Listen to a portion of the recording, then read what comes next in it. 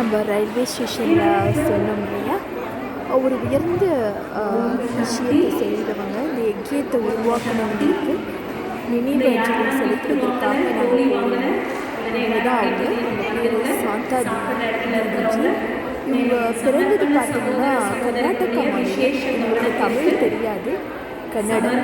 But Tamil மனம் ஒரு பக்தி மனம் கொண்டது அப்படிங்கிறதுனால அந்த பக்தி மனதினால ஈர்க்கப்பட்டு தமிழ்நாட்டுக்கு வந்து சிவனுடைய ராஜயோக தியானத்தை பயிற்சி கொடுப்பதையும் அதை பற்றி கற்றுக் கொடுத்து செஞ்சுருக்காங்க. ஸோ இதுதான் நான் போய் பாருங்க, 16 வயசுல ஒரு தியாகம் பாருங்க. இவ்வளோ ஒரு அழகான வாழ்க்கையை இறைவனுக்காக அர்ப்பணித்து சிவனுக்காக அர்ப்பணித்து உயர்ந்த நிலையை அடைஞ்சிருக்காங்க. அவங்களுக்கு தான் அஞ்சலி செலுத்தும் வண்ணமாக ஆயிரக்கணக்கான பேர் வந்திருக்காங்க. ஓம் சாந்தி ஷேர் பண்ண தோணுச்சு. நன்றி, வணக்கம்.